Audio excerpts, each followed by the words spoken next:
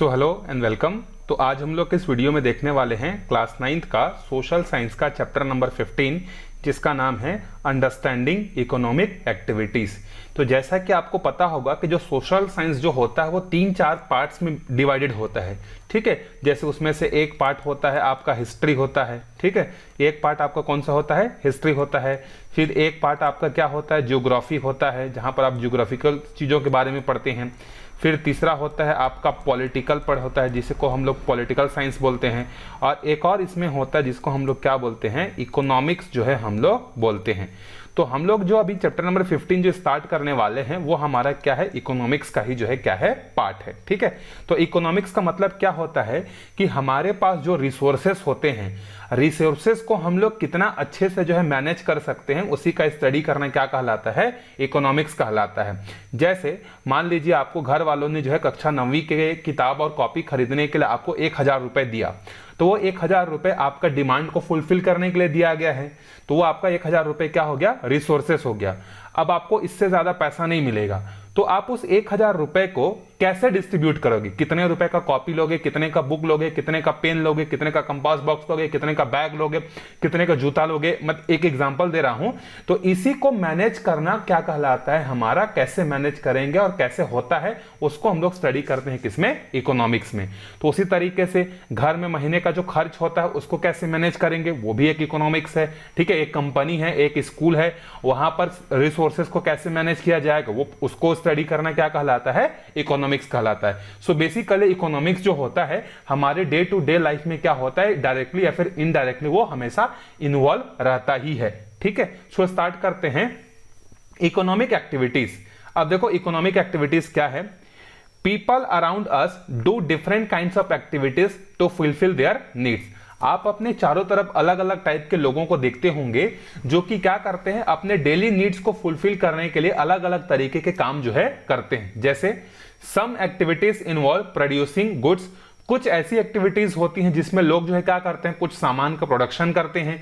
Like making basket from bamboo, कुछ लोग होते हैं जो क्या करते हैं, बांस से, बैम्बू से जो है क्या करते हैं, बास्केट बनाते हैं। कुछ जो होते हैं वो कपड़े बनाते हैं। कुछ जो होते हैं वो क्रॉप्स को क्या करते हैं, उगाते हैं खेतों पे। कुछ जो होते हैं वो क्या करते हैं, सीमेंट की मैन्युफैक्चरिंग करते हैं। और भी बहुत सारे ऐसी ऐसी चीजें हमारे आसपास देखने को मिलती है जिसमें लोग क्या करते हैं, अलग अलग काम को करके अपने दैनिक जीवन की जो भी आवश्यकताएं होती हैं, डेली नीड्स को क्या करती हैं, वो पूरी करती हैं। Some other kinds of activities provide service to the people। अब हमने एक तरीके से देखा जहां पर लोग क्या कर रहे हैं, हमारे लिए जो है बास्केट बना रहे हैं, हमारे लिए कपड़े बना रहे हैं, हमारे लिए फूड बना रहे हैं, हमारे लिए सीमेंट का फैक्ट्री का काम कर रहे हैं। लेकिन कुछ ऐसी भी सर्विसेज होती हैं जैसे कि आपको दिखा जाएगा यहां पर आपको सर्विसेज प्रोवाइड की जाती हैं। जैसे शॉपकीपर सेल गुड्स, शॉपकीपर आपके लिए कुछ बनाने का काम नहीं कर रहा है, आपको जिस चीज की जरूरत है उसको क्या कर रहा है, वो लाकर आपको दे रहा है। इसको हम लोग बोलते हैं सर्विस। और ये काम करके वो अपने डेली लाइफ के नीड्स को क्या कर रहा है, पूरा कर रहा है। बस ड्राइवर आपके लिए खाना बनाने का काम नहीं कर रहा है, बल्कि आपको एक जगह से दूसरी जगह क्या कर रहा है, पहुंचाने का काम कर रहा है, मतलब सर्विस दे रहा है। और इस सर्विस के बदले क्या मिलेगा, उसको पैसा मिलेगा।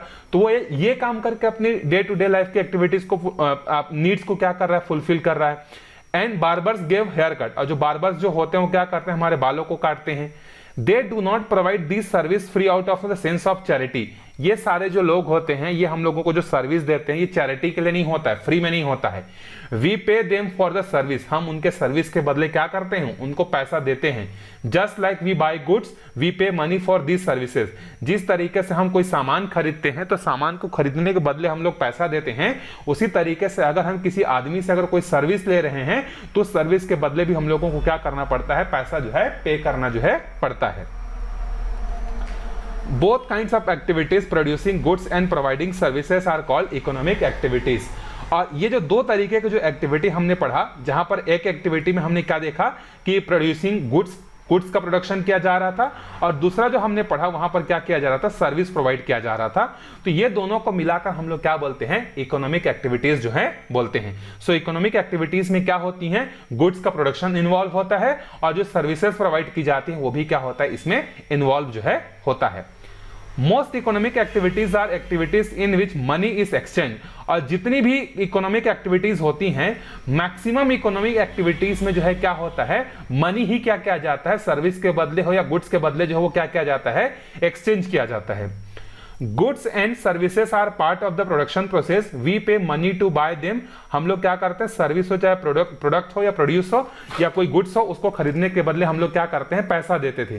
लेकिन बहुत पहले ऐसा चलता था कि जहां पर बार्टर सिस्टम चलता था। बार्टर सिस्टम मतलब आप जैसे मान लीजिए दो आदमी हैं, एक है ए और एक है बी। ए के पास मान लेते हैं कि बहुत सारा क्या है, पोटैटो है, वो पोटैटो का प्रोडक्शन करता है, और बी के पास समझ लेते हैं कि टोमेटो का प्रोडक्शन करता है। ठीक है, तो पहले क्या होता था कि अगर ए को बी से मान लो 3 किलो पोटैटो चाहिए, तो वो क्या करेगा, ए जो है बी के पास जाएगा और बोलेगा कि मुझे 3 किलो क्या चाहिए, टोमेटो चाहिए, और इसके बदले में तुम मेरे से 5 किलो क्या ले लो, पोटैटो ले लो। ये हो जाएगा।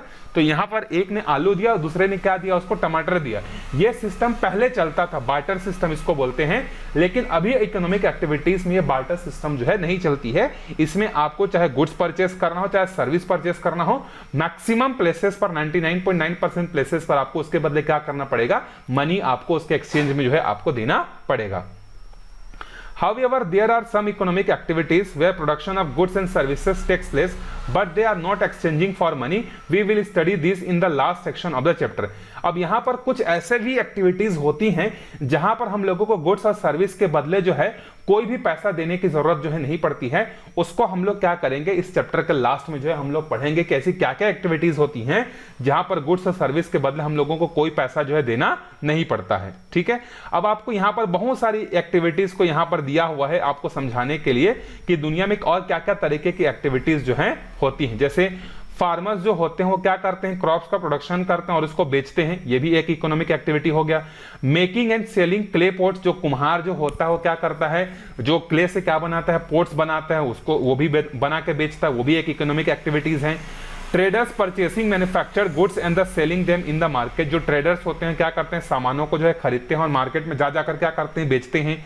Teachers teaching children in the school, आप स्कूल में जब पढ़ते हो, अगर गवर्नमेंट स्कूल होगा तो वहाँ फीस नहीं लगता, लेकिन अगर आप प्राइवेट स्कूल में पढ़ते हैं तो आपको वहाँ पर एजुकेशन के बदले फीस पे करना पड़ता है। ठीक है, setting up a shop to sell the biscuit and savouries, biscuit वगैरह बेचने के लिए भी, ये सब आपको दुनिया भर का इकोनॉमिक एक्टिविटीज को जो है आपको यहाँ पर समझाया है, आप उसको आराम से पढ़ सकते हो। फिर यहाँ पर बोल रहा है कि आप और भी इकोनॉमिक एक्टिविटीज को यहाँ पर लिखो जो अपने आसपास देखते हो, तो आप इसको आराम से जो है कर सकते हो।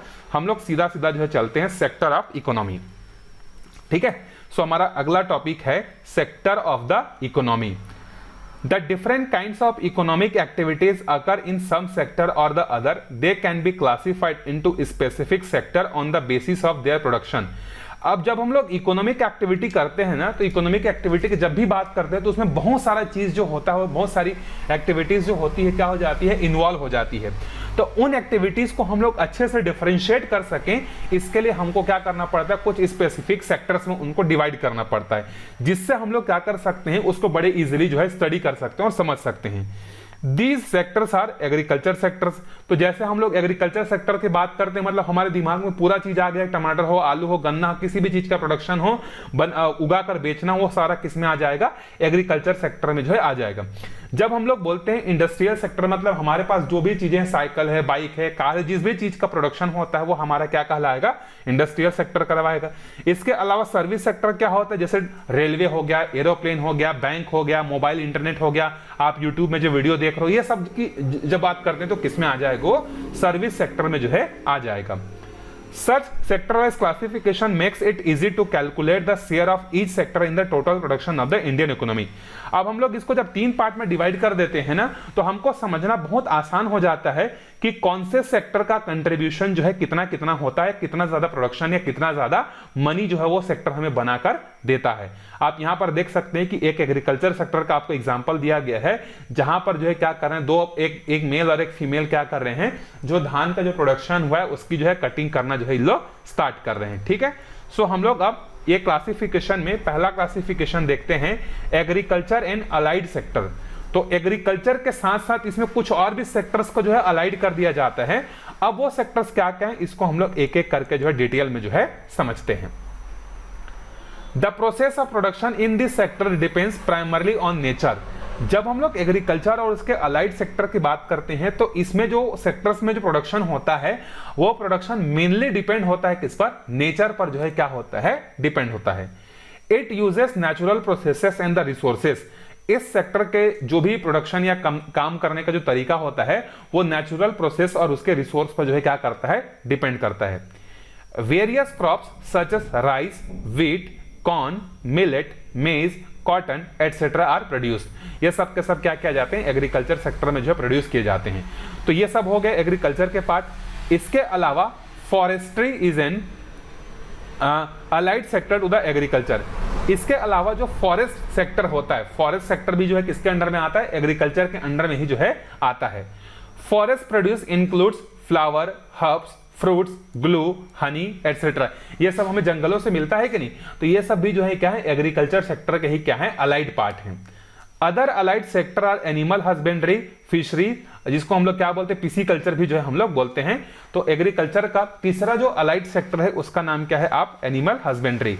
तो एग्रीकल्चर में तीन चीजें इन्वॉल्व होंगी, एक तो खुद एग्रीकल्चर जहां पर राइस वगैरह का प्रोडक्शन होता है, दूसरा इसमें इन्वॉल्व होता है फॉरेस्ट्री, और तीसरा इसमें इन्वॉल्व होता है जिसको हम लोग बोलते हैं एनिमल हस्बेंड्री।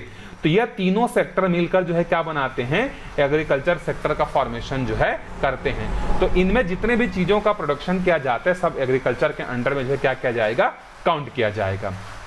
अब हम लोग सेकेंड देखते हैं इंडस्ट्रियल सेक्टर।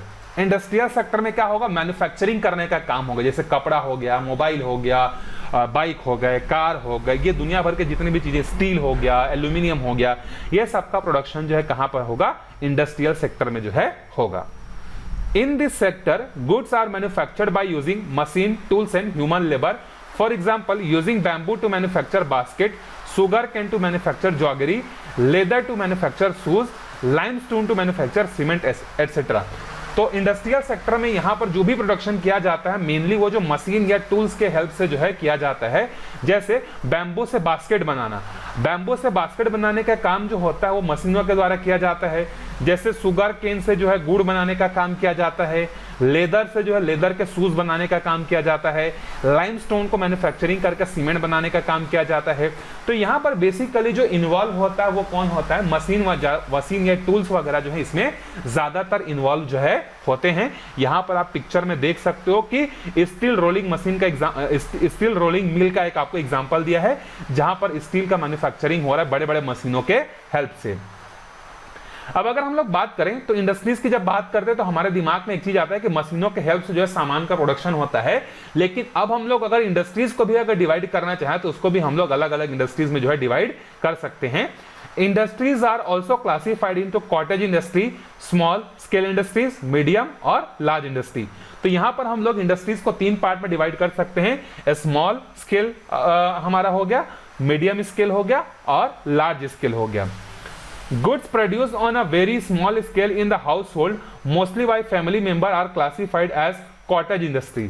मतलब वो गुड्स जो सामान्यतः छोटे छोटे घरों में जो है घर के जो फैमिली मेंबर्स होते हैं वो मिलकर बनाते हैं, तो उसको हम लोग क्या बोलते हैं, कॉटेज इंडस्ट्रीज जो है हम लोग बोलते हैं। ठीक है, जैसे बैम्बू से जो है सामान बनाने का काम हो गया, या रंग मतलब रंगारंग जो खिलौने बिकते हैं वगैरह, ये सब जो है मिट्टी के बने हुए बर्तन वगैरह जो होते हैं, ये सब जो होते हैं वो कॉटेज इंडस्ट्रीज में जो है आते हैं। और इनको क्या कहा जाता है, स्मॉल स्केल इंडस्ट्रीज कहा जाता है। क्यों कहा जाता है, because small scale industries require more capital and labor compared to cottage industry। अब देखो, पहले तो घर के लेवल पर हो गया जिसको हम लोगों ने कॉटेज इंडस्ट्रीज का नाम दे दिया, माइक्रो इंडस्ट्रीज का नाम दे दिया। माइक्रो से थोड़ा सा बड़े लेवल पर जब हम लोग जाते हैं तो उसको हम लोग क्या बोलते हैं, स्मॉल स्केल इंडस्ट्रीज जो है हम लोग उसको बोलते हैं। तो कॉटेज में क्या होगा, घर वाले मिलकर ही छोटे मोटे काम को कर लेंगे, ज्यादा पैसा का रिक्वायरमेंट नहीं होगा। लेकिन इससे बड़ा अगर हम लोग जाते हैं तो वहां पर हम लोगों को थोड़ा ज्यादा पैसे की जरूरत पड़ती है और वहां पर लेबर वगैरह का भी जरूरत जो है पड़ता है। जैसे production is done using the small और medium size machine, example include rice mill. जैसे जो राइस मिल है, राइस मिल में कोई एक अकेला आदमी काम कर सकता है क्या, नहीं कर सकता, वहां पर काफी सारे आदमियों की जरूरत पड़ेगी, इन्वेस्टमेंट भी करना पड़ेगा, बड़ा बड़ा मशीन खरीदना पड़ेगा। लेकिन क्या कॉटेज इंडस्ट्रीज में ऐसा इन्वेस्टमेंट करने की जरूरत पड़ रही थी क्या, नहीं, वहां तो छोटे छोटे सामान ही बन रहे थे जो कि घर वाले मिलकर ही बना ले रहे थे। उसके अलावा प्रिंटिंग प्रेस हो गया, ब्रिक किल्न हो गया, स्मॉल कारपेंटर्स हो गया, ये सब किसके अंडर में आते हैं, स्मॉल स्केल इंडस्ट्रीज के अंदर में आते हैं। तो पहला ये हो गया, दूसरा हमारा ये हो गया। तीसरा देखते हैं large scale industries require much higher capital and resources than the small scale industry. अब अगर हम लोग स्मॉल स्केल इंडस्ट्रीज से ऊपर जाएं तो आगे आता है लार्ज स्केल इंडस्ट्रीज, जहां पर और ज्यादा पैसा और ज्यादा रिसोर्सेज की जरूरत जो है पड़ती है। Goods are manufactured in the large factories with the large labour force, और यहाँ पर जो सामान प्रोड्यूस किया जाता है इसके लिए बहुत ज्यादा लेबर फोर्स की जरूरत पड़ती है। जैसे आपका सीमेंट फैक्ट्री हो गया और स्टील फैक्ट्री हो गया, ये इसके क्या हो जाएंगे, एग्जाम्पल हो जाएंगे। अब आपके लिए यहाँ पर एक वर्क दिया गया, आप इसको कर सकते हो, बिल्कुल देख के आप इसको टेबल को भर के जो है सीख सकते हो। तीसरा हम लोग चलते हैं, जो हमारा अगला सेक्टर है वो है हमारा service sector.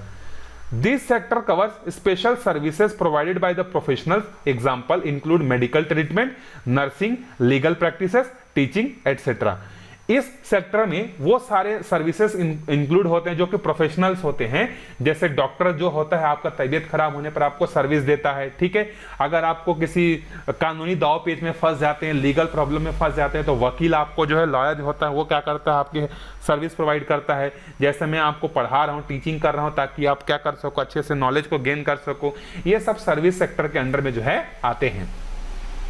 Also includes our services that support the production process, such as transporting goods to distance market by tractors or trucks, bus, banking service, communication service, all government service fall with this category.